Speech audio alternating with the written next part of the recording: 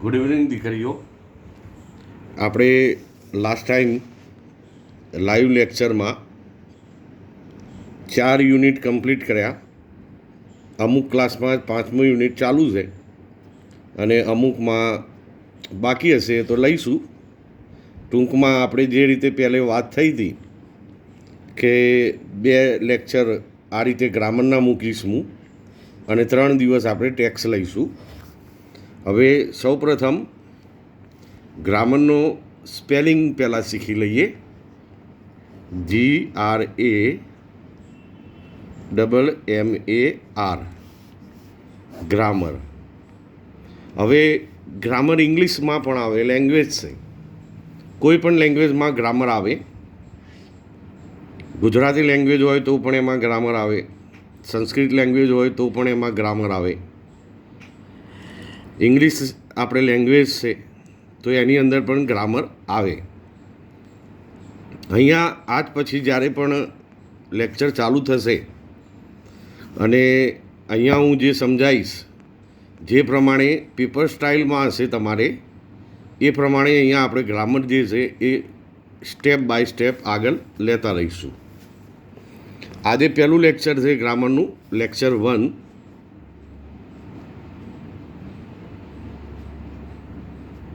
Lecture 1 આ રીતે lecture 2, 3, 4 number આપતા રહીશું, જેથી તમને વારંવાર આ વિડીયો જ્યાં સુધી તમને સમજાય નહીં બાબત ત્યાં સુધી તમે આ વિડીયોને રિપીટ કરીને જોઈ શકો.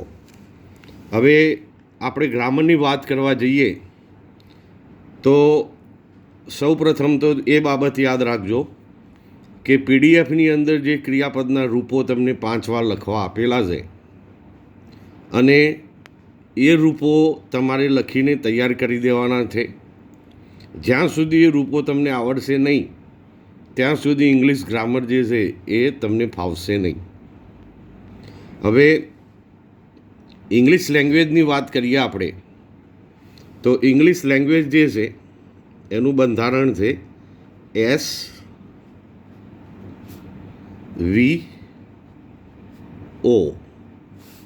SV અને O આ ઇંગ્લિશ લેંગ્વેજનું બંધારણ છે. એટલે કે ઇંગ્લિશ લેંગ્વેજની અંદર વાક્યમાં સૌ પ્રથમ સબ્જેક્ટ આવે,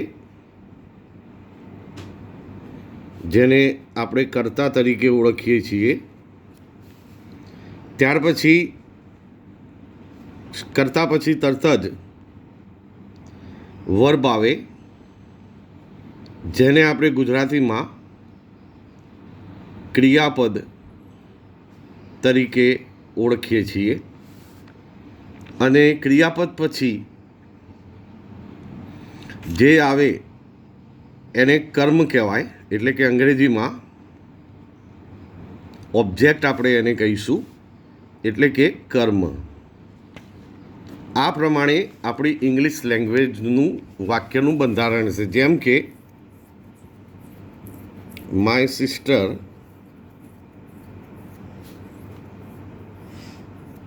drank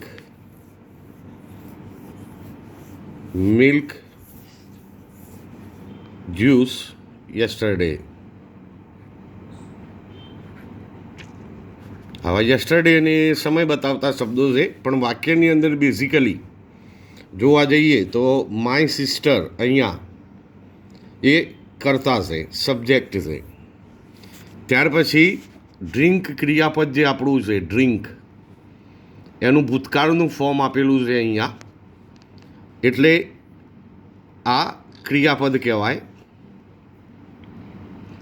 અને ક્રિયાપદ પછી જે રીતે અહીંયા તમને વાત કરી મેં કે ઓબ્જેક્ટ એટલે કે કર્મ ક્રિયાપદ પછી આવે, તો અહીંયા ક્રિયાપદ જે છે એ ડ્રેન્ક અને એના પછીનું જે મિલ્ક જ્યુસ એ કર્મ તરીકે અહીંયા ઉપયોગમાં લેવામાં આવેલું છે, એટલે કે કર્મ એટલે કે ઓબ્જેક્ટ તરીકે. આના સિવાય વાક્યની અંદર એડજેક્ટિવ્સ, એડવર્બ્સ, બીજી બધી ઘણી બાબતો આવે. જેમ કે my sister drank sweet milk juice, તો સ્વીટ મૂકી દીધું, તો એ વિશેષણ બની ગયું. એટલે વાક્યની અંદર એડજેક્ટિવ, ક્રિયાપદ, મીન્સ એડવર્બ, નાઉન, બધી ઘણી બધી બાબતો આવે. આપણે આગળ જે સમજવાનું છે આ લેક્ચરની અંદર, એમાં સૌથી વધારે જે સમજવાની બાબત છે એ છે ક્રિયાપદ. અત્યાર સુધી તમને અંગ્રેજી ગ્રામરની અંદર, અંગ્રેજી લેંગ્વેજની અંદર ઘણા બધા ક્રિયાપદો જે છે એ તમે જાણતા કે અજાણતા ઉપયોગ કરો જ છો. જ્યાં સુધી કર્તાની બાબત છે તો કર્તામાં થોડુંક સમજી લઈએ. આપણે આઈ કર્તા તરીકે વાપરીએ છીએ, વી, યુ, હી, શી, ઇટ અને ધે. આ રીતે આપણે કર્તા એક તો વાપરતા હોઈએ છીએ. હવે આ સબ્જેક્ટ છે જેને અંગ્રેજીમાં પ્રોનાઉન્સ કહેવાય. હવે આટલા જ કરતા બને? ના, આના સિવાય કોઈ પણ બોયઝનું નામ, કોઈ પણ છોકરીનું નામ કર્તા તરીકે હોઈ શકે, કોઈ પણ છોકરાનું નામ કર્તા તરીકે હોઈ શકે. Surname, mister Patel, mister Raval, mister my manager. વ્યવસાયિક નામ, મેનેજર, ડૉક્ટર, લોયર, આ બધું જ સબ્જેક્ટ તરીકે કામમાં લઈ શકાય. એ જ રીતે અહીંયા કર્મ પણ, એમાં આઈની જગ્યાએ મી આવે. કર્મમાં લખવા જવું હોય તો મી આવે, અસ આવે, યુ આવે, હિમ આવે, એ જ રીતે હર આવે, ધેમ, ધેનું ધેમ. તો આ રૂપો, આ કર્મના રૂપો છે. કર્તા તરીકે જે સબ્જેક્ટ વપરાય છે એ કર્મના રૂપો છે. આના સિવાય કોઈ નામ પણ હોઈ શકે કર્મ. અહીંયા જે બાબત આવે છે એ જ બાબત આ બાજુ પણ કર્મ તરીકે હોઈ શકે. કોઈ પણ કરતા કર્મ બની શકે. ખાલી આપણે આ પ્રોનાઉનમાં ધ્યાન રાખવાનું હોય છે કે આમાં મી લખવાનું હોય છે, અસ આપણે ઉપયોગમાં લઈએ છીએ, હર, ધેમ, બરાબર. એ સિવાય દાખલા તરીકે માય સિસ્ટર અહીંયા કરતા છે, માય સિસ્ટર કરતા છે અહીંયા, તો અહીંયા માય સિસ્ટર તમે કર્મ પણ વાપરી શકો. એટલે કર્તા કે કર્મ, આ બાબત જે છે એ લોજિકલ બાબત છે, સમજાય એવી બાબત છે.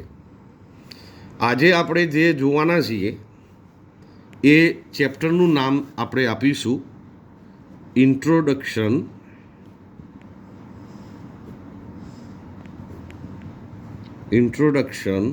Of verbs. આપણે કોઈ પણ ટોપિક હવે ગ્રામરનો આપણે આગળ ચાલુ કરીએ એના પહેલાં ઇન્ટ્રોડક્શન ક્રિયાપદનો આપણે મેળવી લઈશું. ઇન્ટ્રોડક્શન ઓફ વર્બ એટલે કે ક્રિયાપદનો પરિચય. પરિચય આપવાની ખૂબ જરૂર છે. બહુ ઇમ્પોર્ટન્ટ પર્સન છે આ. ઇંગ્લિશ લેંગ્વેજનું બહુ ઇમ્પોર્ટન્ટ પોર્શન છે આ.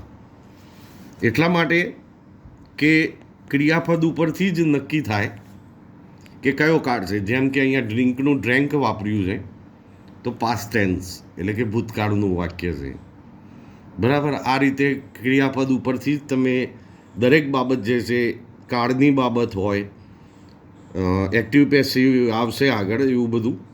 તો ક્રિયાપદ મજબૂત હશે જેનું, એને ગ્રામરની લેંગ્વેજ એટલે કે ઇંગ્લિશ લેંગ્વેજના ગ્રામરમાં કોઈ પણ પ્રકારનો પ્રોબ્લેમ થવાનો નથી. એ મને આટલા વર્ષનો અનુભવ છે. ઇન્ટ્રોડક્શન ઓફ વર્બ, ક્રિયાપદનો પરિચય.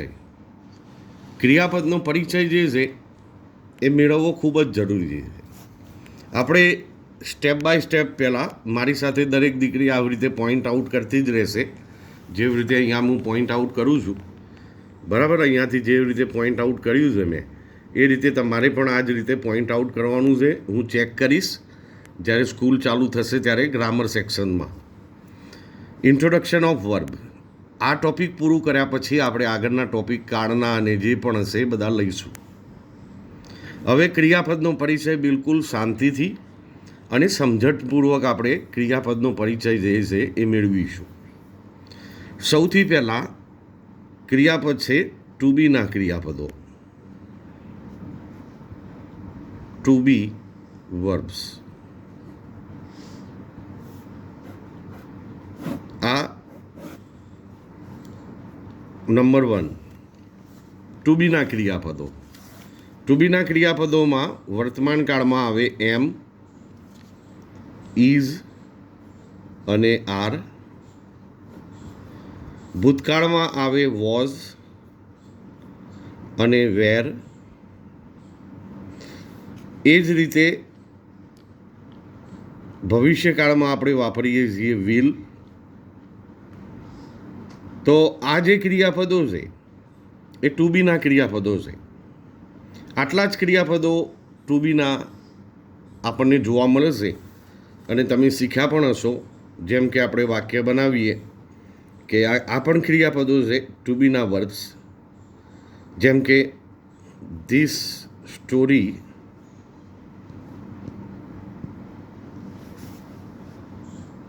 વોઝ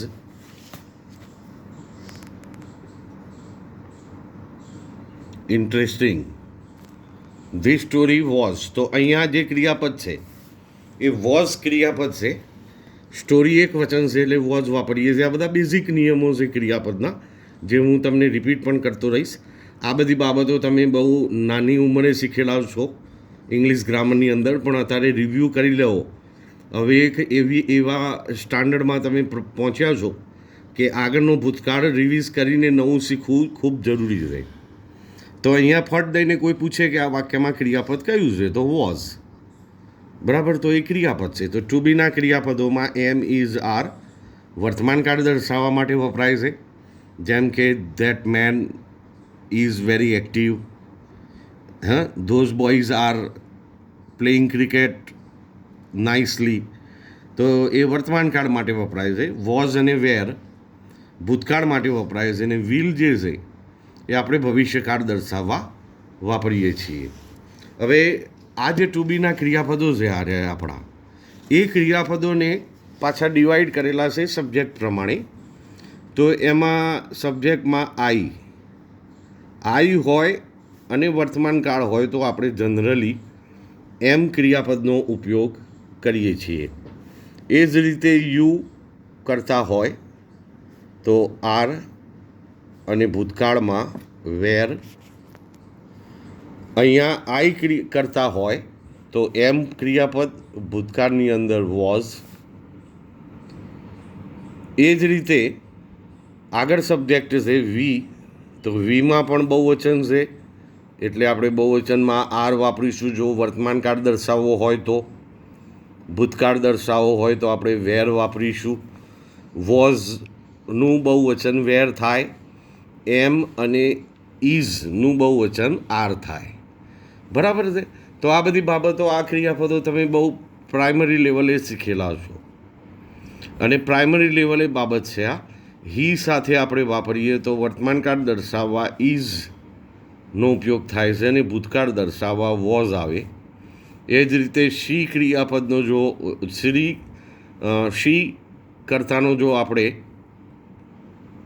ક્રિયાપદ વાપરવું હોય તો વર્તમાનકાળ દર્શાવવા ઇઝ, ભૂતકાળ દર્શાવવા વોઝ આપણે વાપરીએ છીએ.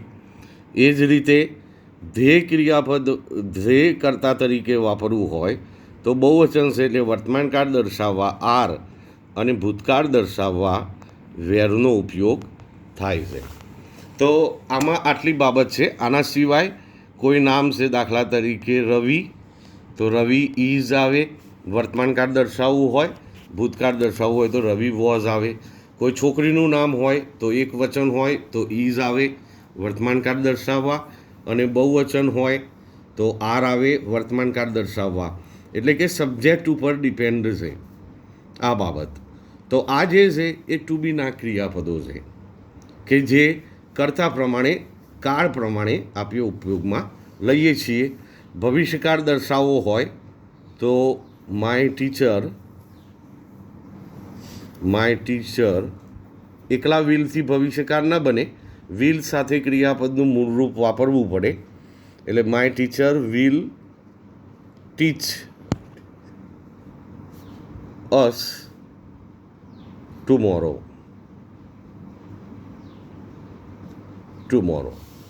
My teacher will teach us tomorrow.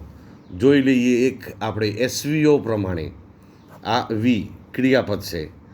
અહીંયા વિલ આપેલું છે, એના ઉપરથી ખબર પડી જાય છે કે ભવિષ્યકાળનું આ ક્રિયાપદ છે. આ માય ટીચર કરતા છે.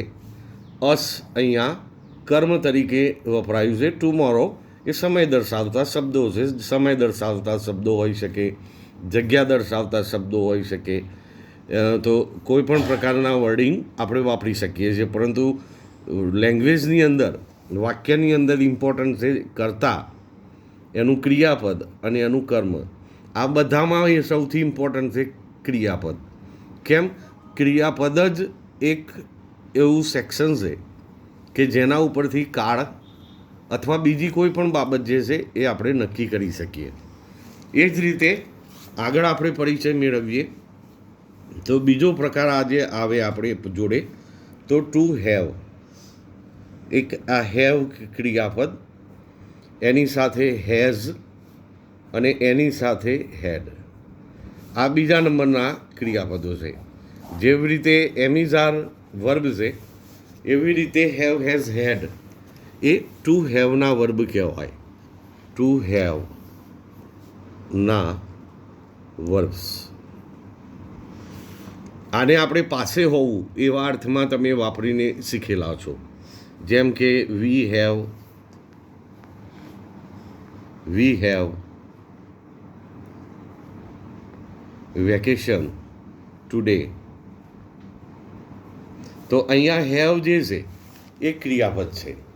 એક બાબત છે કે આ કદી ભેગા નથી થવાના. એમાંય આવે ને હેવાય આવે એવું કદી બનવાનું નથી. બરાબર? આ જે છે એ ટુ બીના ક્રિયાપદો છે. અહીંયા એમિઝાર વોઝ વેર, આ હેવના ક્રિયાપદો છે. દરેક ક્રિયાપદનો પોતાનો ઉપયોગ છે, દરેક ક્રિયાપદનું પોતાનું સ્થાન છે ગ્રામરની અંદર. એ જ સમજવાનું છે. અને એકવાર એ ક્રિયાપદની બધી મેટર તમને સમજાઈ જાય પછી જ આપણે આગળ ચેપ્ટર જે છે એ સ્ટેપ બાય સ્ટેપ આગળ ચાલુ કરવાના છીએ આપણે. એ જ રીતે વી હેવ કરતાં જો આઈ હોય, કરતાં હી હોય, કરતાં શી હોય, કરતાં ઈટ હોય, તો આ એક વચનના કરતાં છે એટલે એની સાથે આપણે હેઝ વાપરીશું. આ આઈ જે છે અપવાદરૂપ છે, એની સાથે હેવ જ આવે હંમેશા. બાકી એક વચનનું ક્રિયાપદ હોય તો હેઝ વપરાય. બહુવચનના ક્રિયાપદો હોય જેમ કે વી, અહીંયા જન્મ, વી, યુ, ધે અથવા બીજું કોઈ પણ બહુવચનનું નામ હોય અને વર્તમાનકાળ દર્શાવવો હોય તો હેવ વપરાય, અને ભૂતકાળ દર્શાવવો હોય તો આપણે હેડ વાપરીએ છીએ. હેવ અને હેઝ બંનેનું ભૂતકાળ જે છે એ હેડ વડે થાય. હેવ અને હેઝ બંનેનું ભૂતકાળ હેડ થશે. તો અહીંયા આ રીતે ટુ હેવ અને હેઝનું એ ગાઈડલાઇન છે કે કઈ રીતે આપણે કયા કર્તામાં આપણે કયા ક્રિયાપદનો ઉપયોગ કરીએ છીએ. એ જ રીતે ધીમે ધીમે તમને સમજાશે કે આ એમિઝાર ટુ બીના ક્રિયાપદો છે, ટુ હેવના ક્રિયાપદો છે, તો એ અલગ અલગ કાળ પણ બનાવે છે. એ હમણાં ધીમે ધીમે સ્ટેપ બાય સ્ટેપ આપણે સમજતા જઈશું અને આગળ વધતા જઈએ છીએ. તો અહીંયા બીજો પ્રકાર આપણી જોડે આવી પહોંચે છે ક્રિયાપદનો, એ છે ટુ હેવના ક્રિયાપદો. તો ટુ હેવના ક્રિયાપદો 3 છે: હેવ, હેઝ અને હેડ. એમાં હેવ અને હેઝ વર્તમાનકાળ દર્શાવે છે અને હેડ જે છે એ ભૂતકાળ દર્શાવે છે. ત્રીજો પ્રકાર આપણે જોઈએ ક્રિયાપદોનો, તો એક વિશિષ્ટ પ્રકારના ક્રિયાપદો છે જેની અંદર કેન, કુડ. આ ત્રીજો પ્રકાર છે ક્રિયાપદોનો. પહેલો પ્રકાર ટુ બીના વર્બ, બીજો પ્રકાર ટુ હેવના વર્બ, ત્રીજો પ્રકાર મોડેલ ઓક્ઝિલરીઝ કહેવાય અંગ્રેજીમાં શબ્દોને, મોડેલ ઓક્ઝિલરીઝ. એટલે કે હેલ્પિંગ વર્બ, સહાયકારક ક્રિયાપદો. કેનનું ભૂતકાળ કુડ, મેનું ભૂતકાળ માઇટ, બરાબર છે. એ જ રીતે મસ્ટ, એનું ભૂતકાળ મસ્ટ જ થશે, મસ્ટ. Wood, should. તો આ જે ક્રિયાપદો છે એ ક્રિયાપદોને અંગ્રેજીમાં કહેવાય મોડેલ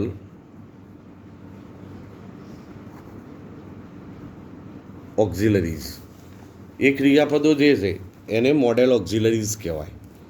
આનાથી પણ વાક્ય બને છે, અને આ બનાવતી વખતે વાક્ય જે છે એમાં મહત્ત્વની બાબત, જો તમારે વાક્ય can, could, may, might, would, must, should થી બનાવવું હોય તો હંમેશા યાદ રાખવાનું કે આ જે ક્રિયાપદો છે હેલ્પિંગ વર્બ, મોડેલ ઓક્ઝિલરીઝ, એના પછી હંમેશા ક્રિયાપદનું મૂળ રૂપ આવે. આ ઇમ્પોર્ટન્ટ છે. હંમેશા ક્રિયાપદનું મૂળ રૂપ આવે.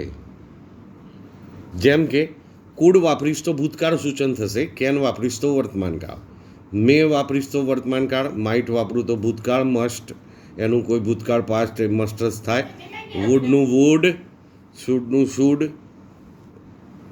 આ રીતે આપણે ક્રિયાપદનું વાપરીશું.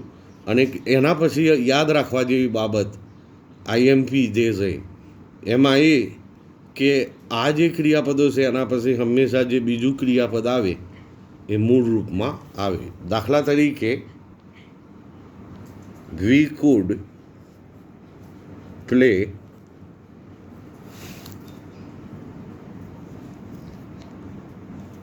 cricket, we could play cricket for 5 hours. જુઓ, વી આ કરતા છે, સબ્જેક્ટ. કુડ પ્લે આખું ક્રિયાપદ છે, એમાં કુડ જે છે એ મોડેલ ઓક્ઝિલરી છે, હેલ્પિંગ વર્બ છે, અને એના પછી બીજું ક્રિયાપદ છે પ્લે.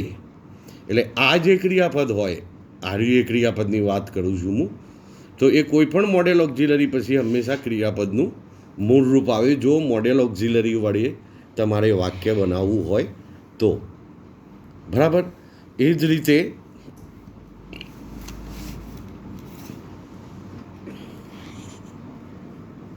માય મધર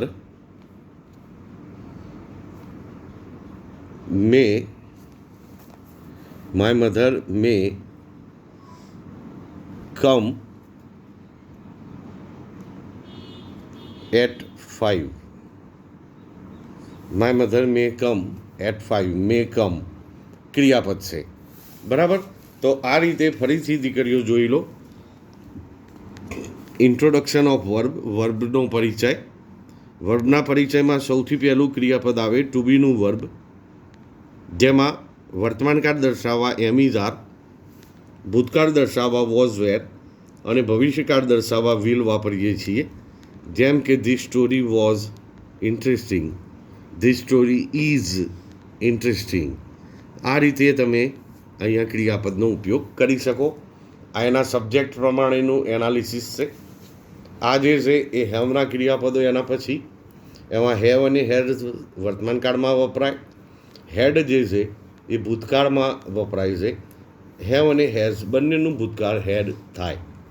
ત્રીજા પ્રકારના ક્રિયાપદો આપણે જોયા મોડેલ ઓક્ઝિલરીઝ જેને કહેવાય, એટલે કે મદદની ક્રિયાપદો, એટલે કે હેલ્પિંગ વર્બ્સ. એમાં આપણે ઇમ્પોર્ટન્ટ બાબત એ જોઈ કે મોડેલ ઓક્ઝિલરીઝ એટલે કે આ હેલ્પિંગ વર્બ છે એમના પછી હંમેશા ક્રિયાપદનું મૂળ રૂપ આવે. જેમ કે વી food play cricket four 5 hours. એ જ રીતે માય મધર મે કમ, મે અને કમ ક્રિયાપદ છે એટ 5. તો આ 3 ક્રિયાપદો છે એ નોર્મલ બાબત છે ગ્રામરની અંદર. આમાં બહુ બીજી કોઈ કોમ્પ્લિકેટેડ બાબત નથી. જે સમજવાની અને લોજિકલ બાબત છે એ હવે શરૂ થાય છે. ચોથા પ્રકારના ક્રિયાપદો આપણે જોઈએ.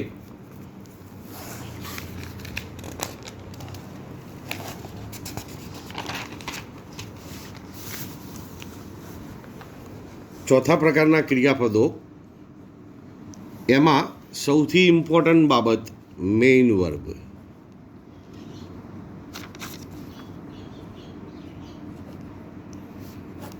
પહેલો પ્રકાર ટુ બીના વર્બ, ટુ હેવના વર્બ બીજો પ્રકાર, મોડેલ ઓક્ઝિલરીઝ ત્રીજો પ્રકાર અને મેઇન વર્બ એટલે કે મુખ્ય ક્રિયાપદો.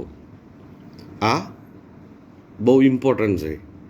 પેલા ત્રણ જે ક્રિયાપદો સમજ્યા એ લોજિકલ છે, બાબત સમજાય એવી છે. આ જરા ક્રિટિકલ છે, આને બરાબર સમજવાનું છે આપણે. મેઇન વર્બમાં ઘણા બધા ક્રિયાપદોનો ઉપયોગ થાય છે, જેમ કે આપણે બેઝિકલી જોઈએ તો પ્લે, સિંગ, ડ્રિંક વગેરે વગેરે ક્રિયાપદો છે એ મુખ્ય ક્રિયાપદો કહેવાય.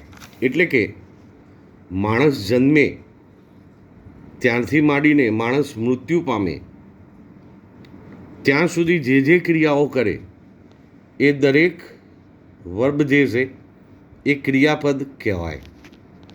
એટલે કે બાળક જન્મે ત્યારે રડે, ક્રાય તો ક્રિયાપદ છે. રડે, રમે, જુએ, શીખે એટલે કે બધી ઘણા ક્રિયાપદો મુખ્ય ક્રિયાપદો તરીકે કામ કરે છે અંગ્રેજીની અંદર. એના ત્રણ સ્વરૂપો છે. દરેક ક્રિયાપદના ત્રણ રૂપો થાય. આમ જોવા જઈએ તો ચાર રૂપો થાય. દરેક ક્રિયાપદના ચાર રૂપો થાય. એમાં મૂળ રૂપ, પહેલું મૂળ રૂપ, જેમાં તમને મેં જે PDF મોકલ્યું છે ક્રિયાપદોનું, એ બધા જ ક્રિયાપદોની અહીંયા વાત ચાલી રહી છે. PDFમાં તમને જે ક્રિયાપદો મૂકેલા છે મેં, એ બધા જ ક્રિયાપદોને મેઇન વર્બ કહેવાય. મેઇન વર્બ જેટલા છે, દાખલા તરીકે સિંગ તો સિંગ અથવા સિંગ્સ, આપણે વર્તમાન કાળમાં એસ લગાવીએ છીએ, બરાબર. તો આ ક્રિયાપદનું મૂળ રૂપ છે. એના પછી સેંગ, આ બીજું રૂપ. ક્રિયાપદનું ભૂતકાળનું રૂપ છે આ. એ જ રીતે સંગ, આને ક્રિયાપદનું ભૂતકૃદંત એટલે કે અંગ્રેજીમાં પાસ્ટ પાર્ટિસિપલ કહેવાય. એને પાસ્ટ પાર્ટિસિપલ એટલે કે ભૂતકૃદંત, બરાબર છે. તો સંગ. આ રીતે ડ્રિંક ક્રિયાપદ છે આપણી જોડે. તો દાખલા તરીકે ડ્રિંક અથવા ડ્રિંક્સ વર્તમાનકાળ, ડ્રેન્ક ભૂતકાળ, ડ્રંક. આ જે બાબત છે ભૂતકૃદંતની, ધેટ ઇઝ વેરી ઇમ્પોર્ટન્ટ. ભૂતકાળનું રૂપ છે એ ઇમ્પોર્ટન્ટ છે. આ બે રૂપો સમજવા માટે જ મેં તમને PDF ફાઇલ અને મેટર છે એ 5 વાર લખવા આપેલી છે તમને. તો મૂળ રૂપ હોય તો વર્તમાનકાળ સૂચવે છે. ભૂતકાળનું રૂપ એના ભૂતકાળમાં વપરાય છે. ભૂતકૃદંતનું રૂપ સૌથી વધારે ઉપયોગમાં લેવાય છે ગ્રામરની અંદર. અત્યાર સુધી ભૂતકૃદંતના રૂપો આવ્યા હશે તમારે, પણ હવે આવ્યા છે કે નથી આવ્યા એવી કોઈ આર્ગ્યુમેન્ટ આપણે ચલાવી નથી. પણ આપણે હવે એને તૈયાર કરી દઈશું. એને કોઈ છૂટકો નથી તૈયાર કર્યા વગર, બરાબર છે. તો ચોથો પ્રકાર થાય એનો સિંગિંગ, એટલે કે આઈએનજી લાગે. આને બધા વર્તમાન કાળ કહે. વર્તમાન કાળ ના કહેવાય, આને કહેવાય વર્તમાન કૃદંત. આને શું કહેવાય? વર્તમાન કૃદંત. આને આગળ એમિઝાર વાપરો, જેમ કે is singing, are singing, the boys are singing, તો કાળ બને. એકલા આઈએનજીથી કાળ ના બને. એને કહેવાય વર્તમાન કૃદંત. અંગ્રેજીમાં કહેવાય એને પ્રેઝન્ટ